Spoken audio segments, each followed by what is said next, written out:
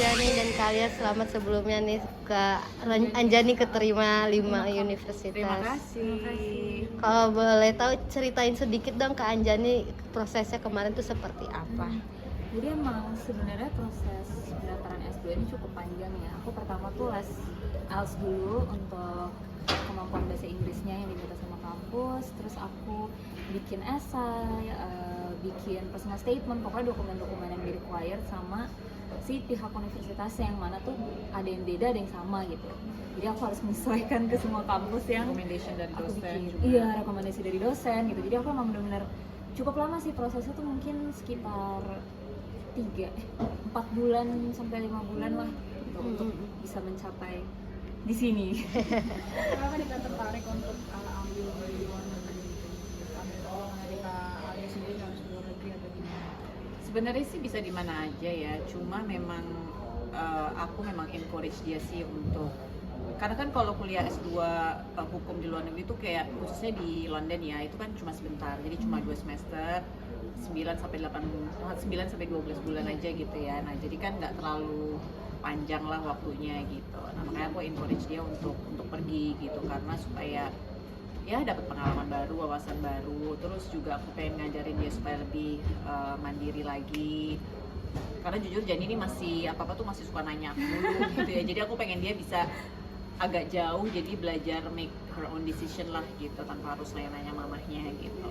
Ya itu sih salah satunya. Jadi bukan cuma secara akademik, tapi juga soft skill yang lain sih yang aku pengen dia dapetin gitu.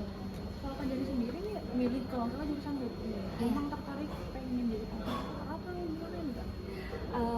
Aku emang sebenarnya tertarik sih berkecimpung di dunia hukum. Mungkin aku pengen coba lawyering lagi atau kerja di company, corporate lawyer gitu ya. Nah tapi sebenarnya end game-nya itu aku pengen jadi notaris kayak mama. Cuman ya sebagai notaris itu kan juga bagus ya kalau misalnya punya wawasan hukum yang lain juga, especially hukum luar juga, karena kan mama tuh banyak bekerja sama dengan company global gitu-gitu juga ya. Jadi begitu sih. Jadi kamu ngelihat mama nih ya, dari mama ya? Iya, Atau? sebenarnya iya sih. Kan, iya. Kan keterima 5 kampus nih, kampus mana sih yang kalau boleh tahu dipilih sama Anjani? Aku sebenarnya masih antara dua sih, karena kebetulan kemarin tuh yang terakhir baru banget, jadi emang masih dalam masa berpikir. Itu KCL atau UCL insya Allah. Itu di London? Iya, di London dua-duanya. Itu ada kan katanya kata mama Kak Anjani masih suka nanya-nanya terus nih. Itu pilihan siapa tuh kalau boleh tahu Kak? Kalau itu aku. Semuanya brand Jani. Ya walaupun dia nanya mah ini apa ini ya, maksudnya ini kalau ini gimana nih, gimana, masih ada nanya-nanya. Cuma basically urusan sekolah ini bener-bener aku merasa dia udah harus lebih dilepas lah gitu, udah cukup dewasa buat nentuin sendiri gitu. Jadi aku bebasin banget sih dia mau kemana, mau di kampus mana, terus nanti juga abis kuliah mau ngapain gitu. Itu udah terserah dia sih, udah jalan hidupnya dia gitu. Tapi mama papa khawatir gak sih nih jadi nanti kan jauh dari rumah, cewek lagi? Iya sih, khawatir pasti ya, namanya juga anak mau ada di dalam rumah juga kita suka khawatir gitu. Cuma ya kita sebagai orang tua emang udah waktunya, ada masanya harus memang let go gitu. Maksudnya melepas anak supaya belajar hidup ya kan, gimana mempersiapkan dia bisa hidup ya tanpa kita lah gitu, karena kan at the end mungkin seperti itu gitu ya. Jadi itu udah yang harus dilegowoin lah. Nah, salah satunya ya memang harus keluar negeri, tapi aku pikir ini salah satu cara yang oke juga lah gitu, supaya dia dapat pengalaman baru. Itu udah ada persiapan nggak sih nih? Maksudnya udah nyari-nyari tempat tinggal di sana sih? Oh iya, udah sih sebenarnya, cuman emang masih milih-milih karena kebetulan aku alhamdulillah ada temanku juga yang akan ke sana. Jadi kita dari kemarin tuh nyari accommodation, persiapan tuh bareng terus. Nah kalau misalnya accommodation gitu kita masih nyari the best deal-nya lah gitu. Yang oke harganya, Betul. tapi nggak terlalu jauh juga dari kampus gitu Iya. Jan. Tapi nanti Kak Alia bakal nemenin Kak Jani dulu nggak nanti stay di sana saat awal masuk kuliah kan? Enggak sih kayaknya, maksudnya udah gede lah ya kan, bisa ngurus sendiri dan lagi kuliah dia bertiga kan sama temennya, jadi mereka bisa saling support gitu. Buat aku juga lebih mudah jadinya, paling ya nengok-nengok aja. Nah kebetulan aku mungkin kesana nanti pas pada saat jadi kan mau Berlin Marathon tuh bulan September. Nah itu bener-bener yang sehari sebelum Insya Allah kalau masuk kuliah ya. Jadi aku paling datang ke Berlin buat support dia maraton, terus mungkin dia ikut dia balik ke London gitu buat ya ada di sana lah beberapa waktu gitu. Cuma nggak yang terus ngomongin gitu, enggak. Aku bener-bener yang pengen dia tuh mandiri gitu kali ini. Kak Jani, mungkin biasanya kan ada orang yang kuliah itu sambil juga bekerja paruh waktu gitu kayak. Kalau Kak Jani sendiri seperti apa nanti? Mungkin ada rencana kuliah sambil bekerja juga atau seperti apa? Sebenarnya tuh aku pengen sih, maksudnya nyari pengalaman part time di sana kan kayak seru ya. Tapi setahu aku tuh memang ada aturannya kayak baru boleh 6 bulan setelah masuk kuliah gitu kalau nggak salah. Tapi sebenarnya kalau ditanya mau apa enggak, aku mau. Dan aku sebenarnya sama teman-teman itu udah nyari dari sekarang apa nih part time yang kira-kira kita tuh bisa lakuin ya supaya nambah-nambah jajan sih. Ini tuh beasiswa Bagus. atau gimana gitu? Belum tahu sih kalau itu. Apa? Beasiswa belum, masih dalam tahap. Masih ya proses. Tapi Kak Jani sendiri ada tips gitu nggak sih mungkin yang bisa dibagikan ke rekan-rekan yang lain yang mungkin punya mimpi juga untuk bisa kuliah di universitas luar negeri, dan kakak juga keterima kelima ya di Lima. UNIF kayak gitu, mungkin dari resume-nya atau apanya gitu. Mungkin sih sebenarnya yang benar-benar membantu aku banget pada saat proses apply itu adalah perjuanganku di S1 juga sih. Jadi hasil yang aku terima dari S1 itu, hasil kerja kerasku di S1 itu sangat berpengaruh sebenarnya dalam application buat S2. Mungkin selain itu tips dari aku, kan nanti S2 itu yang penting juga nulis namanya personal statement kayak semacam essay gitulah. Nah itu tipsnya bisa coba tanya ke orang-orang yang emang jago bahasa Inggris atau emang punya pengalaman di situ, karena mereka tuh punya insight yang oke dan kita tuh sebenarnya belum tahu kalau misalnya mereka nggak kasih tahu. Aku tuh kemarin pas bikin personal statement tuh aku sampai nanya ke 3 orang kayak ini udah oke belum, ini udah oke belum, dan mereka semua tuh ngasih aku input yang ada yang beda, ada yang sama gitu. Jadi kalau misalnya kita minta input orang lain, essay yang kita bikin tuh bisa jadi lebih sempurna. Iya. Kalau kalian sendiri nih pola asuhnya seperti apa sih Kak ke Anjani dan anak-anak, kan ini pinter banget bisa keterima di 5 universitas gitu. Sebenarnya sih kalau mau dibilang pinter banget sih nggak juga gitu, maksudnya kita ya rata-rata pintar lah gitu, mungkin nggak yang nggak ngapa-ngapain pintar gitu. Jadi dalam arti kalau Ajani itu anaknya tuh tekun banget sih gitu, dia tekun banget dan very detail.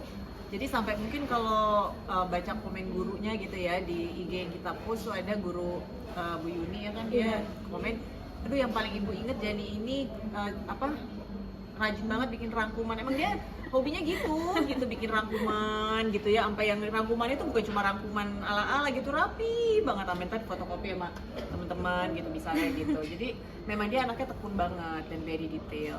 Jadi semuanya itu dengan perjuangan yang keras lah gitu dari dia SMA, karena dia tahu dia pengennya masuk ke UI itu dengan jalur undangan, karena menurut dia kalau aku ikut yang SPM tuh pasti susah deh gitu. Bersaing sama seluruh Indonesia Raya. Makanya jadi dia benar-benar mulai untuk bisa masuk UI itu dari day one, dia di kelas 10 gitu, dia harus dapat ranking yang bagus gitu ya Jania.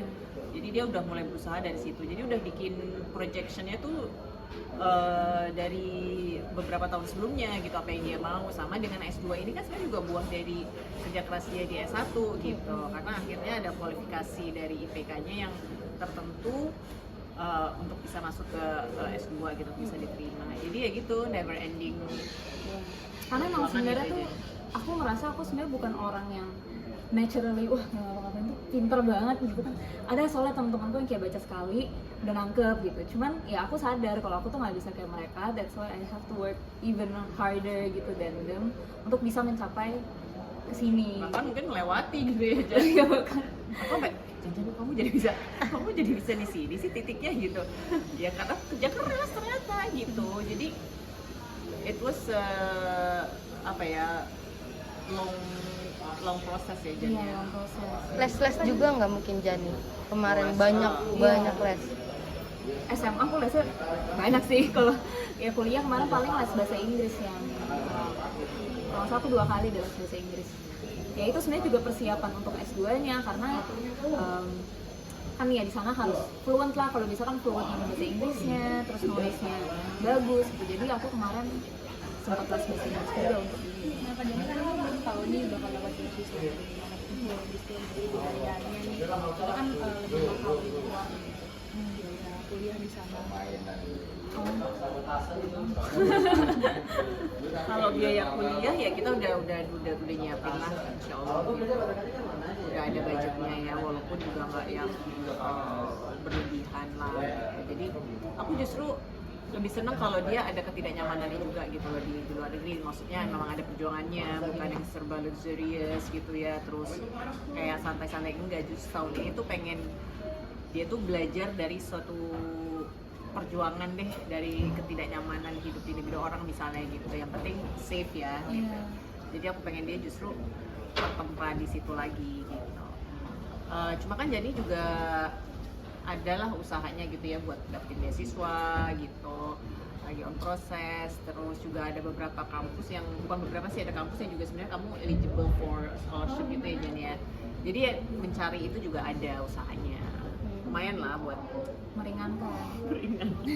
Kak Jani selain mungkin memaksimalkan nilai akademik, mungkin ada non akademik lainnya nggak yang dilakuin? Oh iya, pastinya ada sih. Aku tuh pas SMA, pas kuliah, aku ikut organisasi, ikut kepanitiaan, karena itu emang nge-build kita supaya bisa kerja baik sama orang. Terus aku juga ikut lomba, mengasah public speaking yang gitu-gitu. Karena menurut aku soft skill itu tuh juga penting, jadi nggak strictly akademik doang gitu.